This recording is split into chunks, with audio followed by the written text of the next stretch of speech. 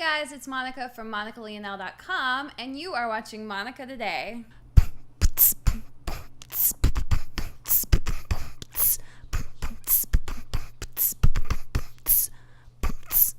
Today is part 2 of the World Building Summit videos, and I have to warn you in advance, it's a little inside baseball. I'm definitely going to be talking about some of the things that happened at the World Building Summit, and it does revolve around people that are online but that you may not watch. So I brought in some reinforcements. This is Mia, my sweet little Westie dog.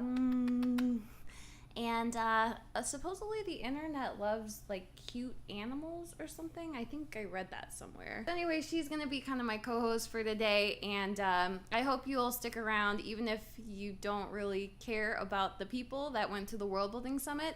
Hopefully, you'll stick around and watch the future videos. As I mentioned in yesterday's video, the summit was run by a couple guys that they are the self-publishing podcast guys. They've done a lot of stuff online, so you can find them at sterlingandstone.net. They also run this podcast called Better Off Undead, and they talked about the summit and some of the funny things that happened there on that podcast. So if you want to catch up on stuff like Sunshine and Death, which is a new podcast that they might be starting, and also Dave's decoy birthday, then you can go ahead and watch their video, and that will kind of explain everything. The third funniest thing that happened at the summit was that Dave, he was drawing this picture, and I think it was just supposed to be for Sean, but it was super inappropriate, and of course Sean, even though it was just for him, he decided to share it with everybody. It was really funny because the image was extremely inappropriate for any sort of professional or even non-professional setting. It was just really, really raunchy. I don't think I'm going to describe exactly what the image is, but I will say that it involved Dave. It involved Dave wearing shoes. It involved Sean's mom. And finally, it involved unicorn bits, I guess you would call them.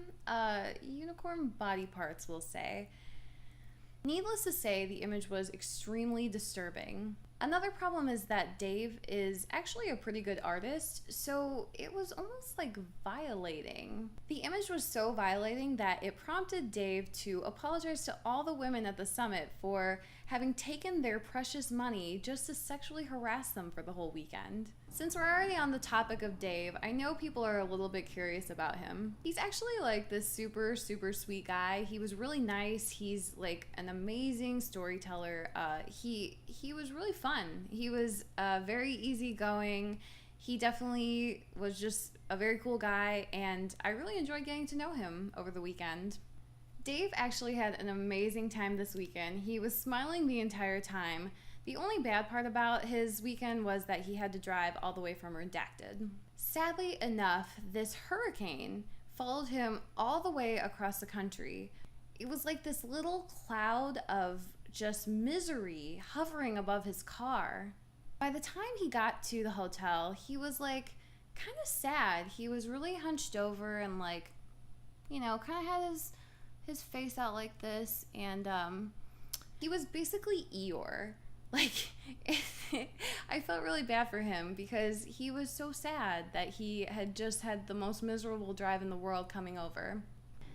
As entertaining as Dave was, there was actually a breakout comedian that we didn't expect to be super funny, but he was.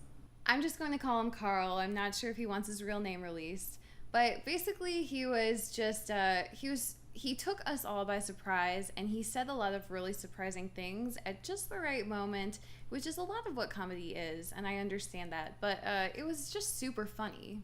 For example, we were in a restaurant, and it was a pretty nice Italian restaurant, but not everybody had ordered because we had been eating all weekend. So a few of us had ordered, and the waiter was coming around with the cheese grater and it's cranking out some cheese onto people's plates, and Carl asked if he could have some.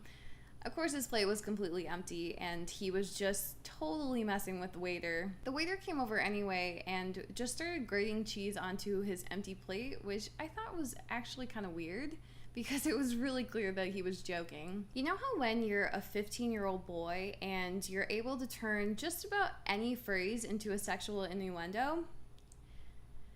Dave and Garrett are still able to do that, and I don't totally know how old they are, but they're definitely not 15 years old anymore. They were pretty much snickering in the corner about the dumbest things the whole entire weekend. The bad part was that it started rubbing off on all of the rest of us, and even myself and Amy, we were definitely just giggling at the stupidest things. The problem was not at the summit, it was actually after the summit when I had to go back into the real world where adults don't laugh at dumb little childish jokes. For example, I was asking this waiter, oh, well, when do you get off?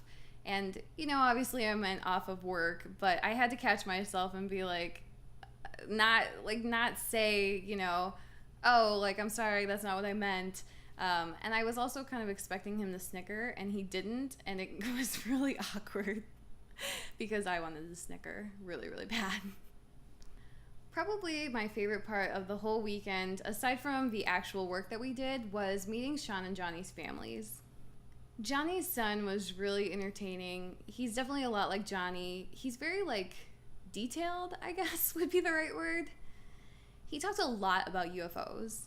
And he had a very detailed catalog of all the UFO YouTube videos. I also got to meet Johnny and Sean's wives, Robin and Cindy. They were really, really nice.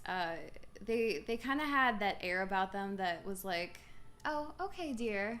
They were really easygoing, and just, you could tell they just kind of go along with whatever their husbands want. Sean's kids were like really energetic. Like, take Sean and multiply that by 10 and you probably get Ethan. And then take that and multiply it by like 100 and you get Haley. That being said, his kids are crazy smart and really mature, and they were super engaging to talk to, both of them. Dave's family wasn't able to make it to the weekend, but he was checking in with them regularly. And I also got to see a picture of Redacted. I won't say which Redacted it was because I feel like that should be redacted. But it was really sweet because, you know, all three of the guys, they're dads first, and I love that about them. I think that's something that isn't highlighted often enough, that Sterling and Stone is really a family company, and it's three guys who, they're doing this because they want to tell stories, but they're also doing this because they support their families and they love them.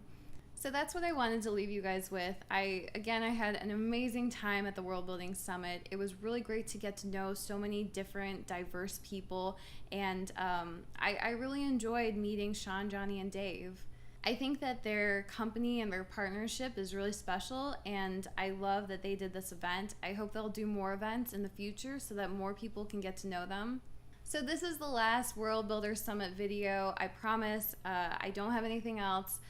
I am going to resume videos on Monday where I will be sharing an adventure that I had in Austin. This adventure has nothing to do with the World Building Summit, though it's kind of related, but not really. So stay tuned, and I will see you on Monday. Bye, guys.